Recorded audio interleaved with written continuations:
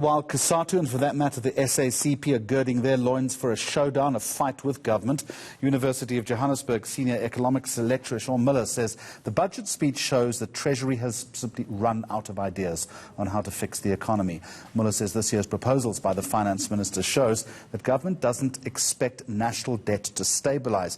That, Sean, and welcome to you, is a very serious observation, essentially saying that we don't know when things are going to change. Essentially, we're into uncharted territory here.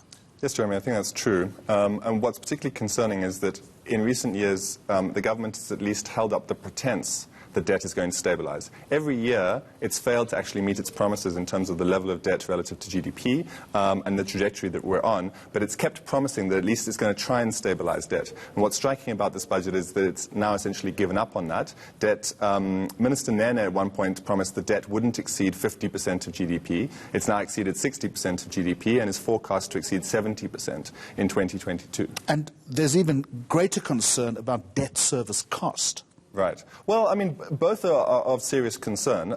Debt service cost has risen by from about 10% of total government spending to about 15%. It's the fastest growing expenditure item. And the thing is that debt is not a bad thing in and of itself. Neither is debt service cost. But it's relative to what you're getting for that. You've borrowed money. The country's borrowed money. What are we getting for that? Well, actually, right now, not very much, right? We're bailing out state-owned enterprises that are underperforming. Debt service cost is crowding out education and other areas. So we're not really getting on a return on the money that we've borrowed. So we can't keep borrowing in the way that we have, and yet there isn't a solution in sight. So if we've effectively given up on stabilising national debt, what's the impact going forward then? How are we going to feel this? Well, that's a difficult question. The one thing I would say is that things could be worse. I think if the state capture faction of the ANC had taken over, we would have reached the situation much faster, and there are a lot of other things that would be going wrong. I think my concern is, let's take two areas. The one, the public sector wage bill, the other is Eskom.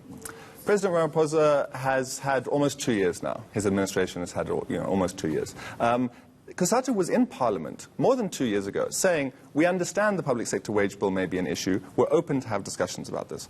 Why is it being left to the last minute? Minister Mboweni said today that there had been some informal discussions, but it's very clear... But literally 24 hours before the budget. Well, there may have been informal discussions before that, but the formally tabled proposal was there. But how on earth, in this fiscal situation, do you rest a budget on a public sector wage deal that hasn't been agreed to? How do you do that? On the Eskom side, the President appointed a task team, and they put forward some proposals which didn't really fly, but they kept pushing with those proposals, and eventually they've kind of given up on them, which is why we've got to a situation where we're having massive bailouts from the main budget. So it's a sign of desperation, it's a sense that there's an unpopular decision, and it is, as you suggest, now a game of brinkmanship. I think this looks like a game of brinkmanship to me, and that is the wrong approach to take. Many analysts, including myself, have argued that what we really need is a social compact. Every stakeholder of society is going to have to make some kind of sacrifices.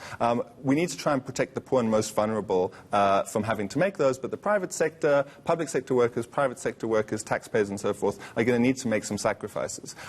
It's not helpful to create a conflictual situation. Even if you were to force the unions into this now, you're going to need the cooperation of the unions for all kinds of other things, restructuring of state-owned enterprises. But the conflictual situation is already in play now, isn't it? Well, it is in play, and I think that's extremely unfortunate, and it seems to be a misstep by the Ramaphosa administration. So how do you sell a social compact to all sectors of society, many of whom are literally at the end of their tether? Well... Yes, it's a hard sell, but I think one just has to be honest. And part of the problem with Eskom is that some analysts have been suggesting we can make it somebody else's problem. We can't. It's a national problem. That debt was borrowed and it was backed by the Treasury, which means it was backed by all the citizens of the country. So we have to service that debt. We have to ensure it's repaid. But how you do that, for example, is you could partly increase tariffs.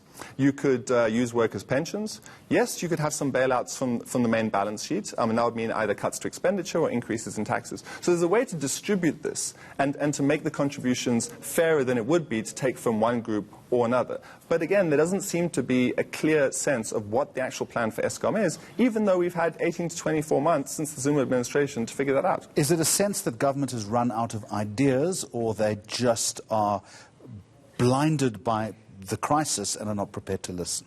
I think it's a bit of both, Jeremy. But my view, which is not very popular amongst peers and colleagues, is that actually I think we have a real problem of intellectual mediocrity in South Africa. Even if you look back to the supposedly halcyon days, the glowing days of Treasury in the 1990s and 2000s, in many cases what we've done is we've regurgitated ideas from elsewhere.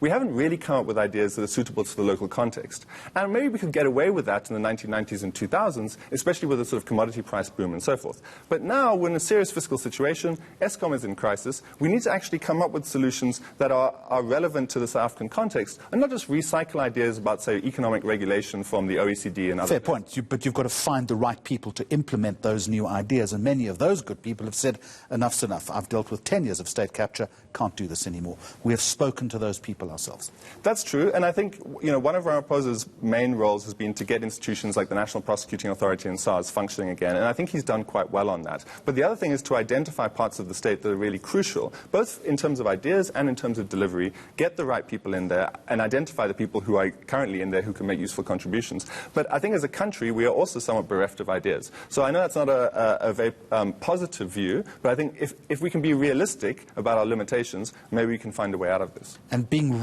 realistic about expectations is maybe small wins would lead on to bigger wins, possibly. Yes, I think that's true. I mean, my view is to focus more on the basics. You've seen Minister Mbalula talking about passenger rail. Okay? I actually worked in the Department of Transport more than 15 years ago, and exactly the same issues were on the table.